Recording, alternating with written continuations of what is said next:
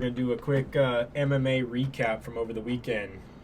Some pretty monster scores on DraftKings. Yeah, it was a tough one to get a perfect score. I can't remember the last time where I've seen 4 or 5 fighters score over 120.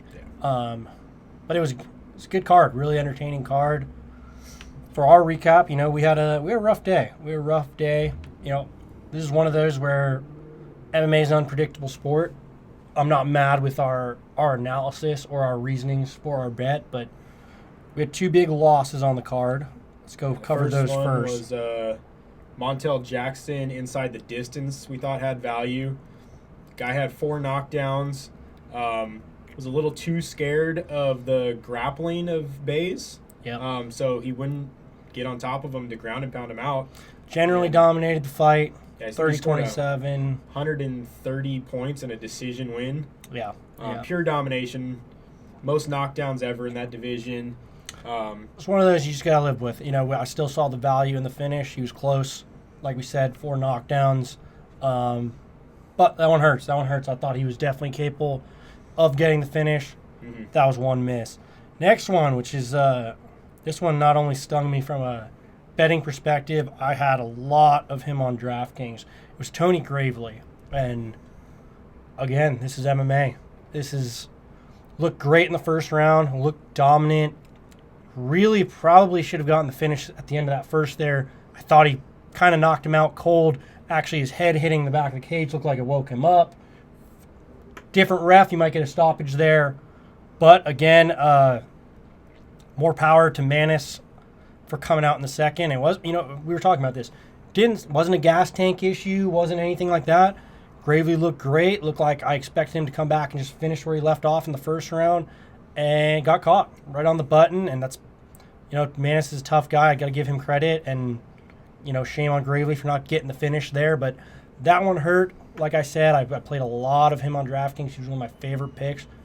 Also scored a lot in the loss, which just makes me even more upset that I think he was on pace to really be one of the top scorers, scoring in that 120-130 range like many of the other fighters. But that one hurt. But again, the rationale was there. He looked like the better fighter. Honestly, if they were to rematch next weekend, I'm playing Gravely just as hard as I did the first time. I just think it's one of those things. It's the reason that we like watching MMA so much, because unpredictable stuff happens. Absolutely. Let's talk about the positive.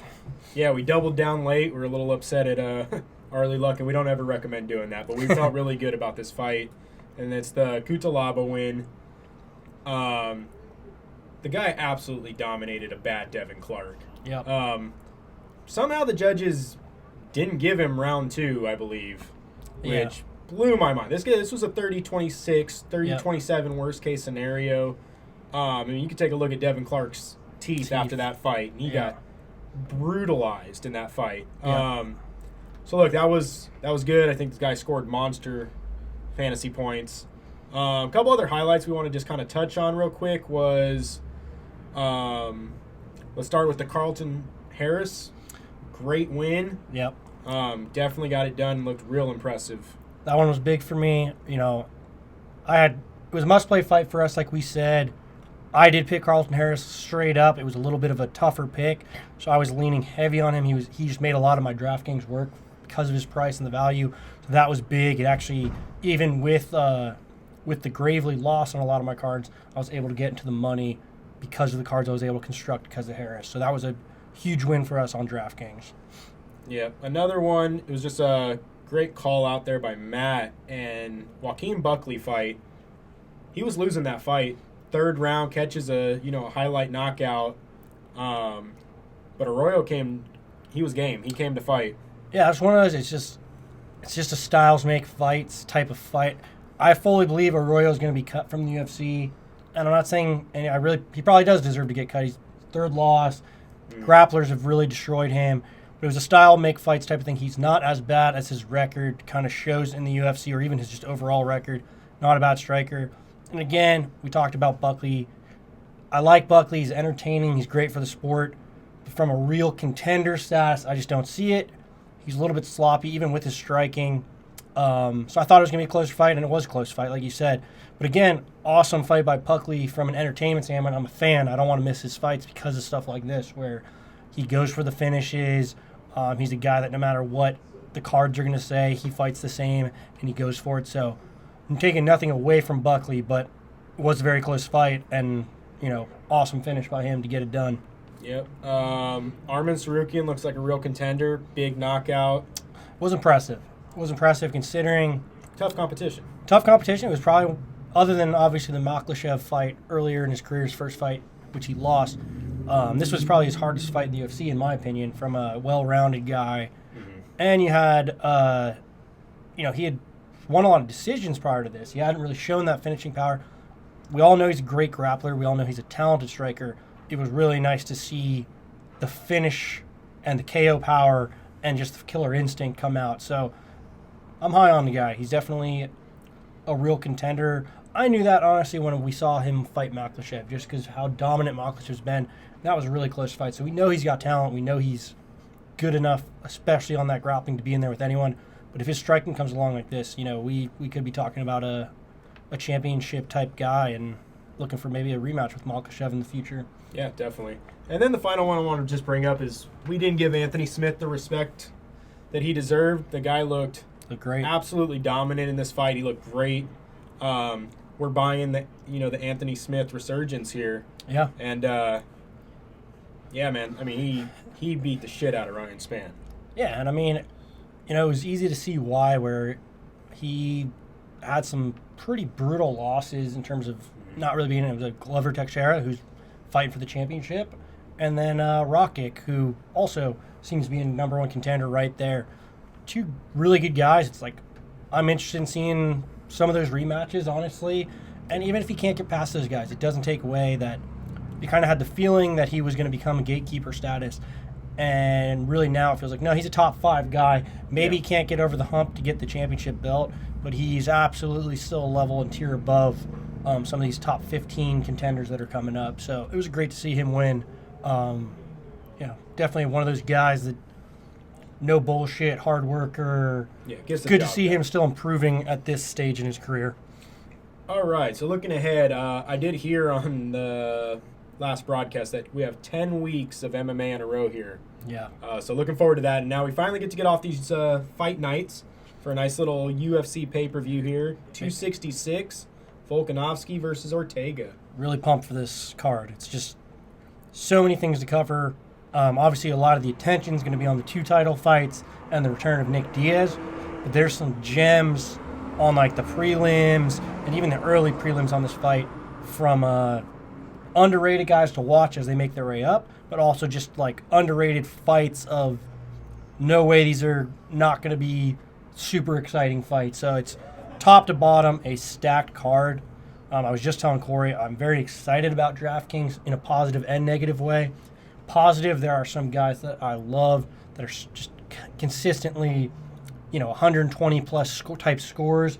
The negative is there's so many of them on this card that it's going to be a little bit of a puzzle trying to piece who's the top dogs you want, because I can see, just like the last card that we just had, I can see 5 or 6 winners on this card scoring well above 100 points. So yeah, figuring out who that's going to be is going to be an interesting, fun thing to see the value there and see what you can make happen. But yeah, let's call out some of these fights on here.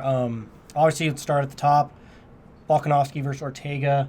Great really fight. Excited. Ortega, people are calling him Ortega 2.0. We got an Ortega that looked great. Basically won an all striking match with Korean Zombie in his last fight. Hadn't been fought in years from the Holloway loss. Looks like he put in a lot of effort and really kind of changed his game. And then you got Volkanovski on the other side, who I feel like went from maybe a little bit overrated after his first Max Holloway fight to significantly underrated after the second Max Holloway fight, which was debatable. I personally did have Holloway in that fight, but it was a very close fight. But I mean, if you look at Volkanovski's record, this is a guy who's beaten absolute legends of the sport. Jose Aldo, 30-27 to him, when we still had a prime Aldo. Not prime Aldo, but very skilled Aldo, and we've seen he's still around. Chad Mendes finished. The first Holloway fight, there was no question on who won that fight. We're talking about a really dominant fighter here that really doesn't get a lot of respect because people feel like Holloway's still kind of the champ and he's a little bit of a paper champ. But And don't get it twisted. I think Volkanovski is one of the best pound-for-pound fighters in the sport, and I'm excited to see this. And great fight. I'm really excited. I will give you a little hint on my early lean. I think Volkanovski's getting very disrespected here. Stylistically, I do like Volkanovski going into this fight. We're going to watch a little more tape and have more discussion on that. A little preview there. Next fight, not much of a fight, but anytime you get to see Shevchenko, she's going to dominate Murphy here. And there's no value there. I mean, I think she's sitting at about minus 1,400 already. You don't see lines like that in MMA unless it's – I mean, this is going to be a massacre. I'm sure – I haven't looked at the pricing too much, but I think she's high, 9,600, I believe. Yeah. I will say, though, I still love her on DraftKings because, you have some minus 300 favorites or minus 400 that are favorites 9,400. that are 9,400, 9,300. Yeah. Valentina Shevchenko is an absolute for sure thing. She also scores one of the best when she wins, so still like her a lot on DraftKings. Yeah. And then we've got the return, Nick Diaz, Robbie Lawler. I think this one's more for the fans, man. I think this is I don't know. You can't go back and watch tape on this. Neither of these guys have fought in so long. Yeah, it's an exciting fight. But it's going to be a fun one to watch just for kind of remembering the and old Nick Diaz. And it's a rematch here from when these guys were both young. And at the time, a lot in the MMA community, Robbie Lawler was the prized prospect, the up-and-comer, looked amazing, had the big name. Nick Diaz was on the radar, but nobody really respected him. He was a skinny kid. You were still kind of looking at who's the big jacked type of force.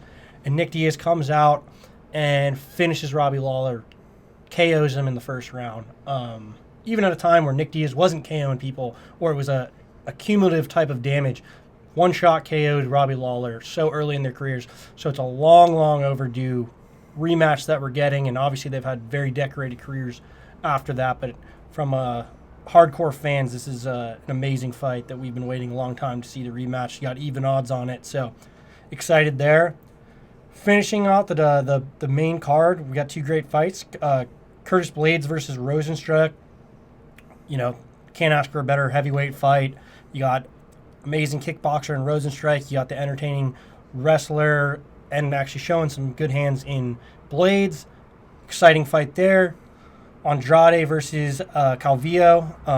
Another good fight. I've also really liked how Andrade has looked at the new weight class, so excited there.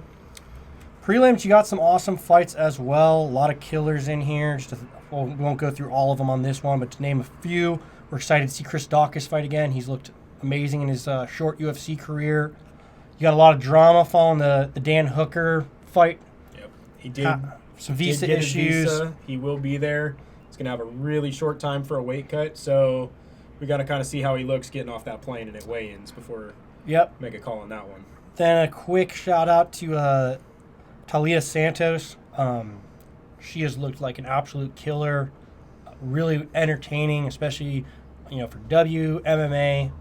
Not necessarily always getting the finishes in some of these fights. Santos has some killer instinct and looks really legit, fun one to watch. So I'm looking forward to that. And all the way on the early prelims, some great fights. I'm going to give a shout out here to the Carl Robertson fight. If you haven't watched Carl Robertson, I'm not saying we have a contender or anything like that. Always in an entertaining fights, whether he gets the finish or gets finished. Really fun guy to watch. I'm looking forward to that fight as well. Yeah, I also want to point out we've got the undefeated Euros Medic, and I don't know if you guys watched his last fight, but this guy is entertaining. He beat Cruz and Yeah. Destroyed him in that first round, yeah. Yeah, I mean, this guy absolutely can bring it with the feet, and they gave him a good matchup with Jalen Turner. So we got some great fights top to bottom. We're going to have to dig in. Obviously, the pay-per-view cards are a lot harder to find DraftKings value because people know who these guys are and they're priced properly. So we'll dig into the tape this week and get back to you guys with some picks for later on. Awesome. Thanks, guys.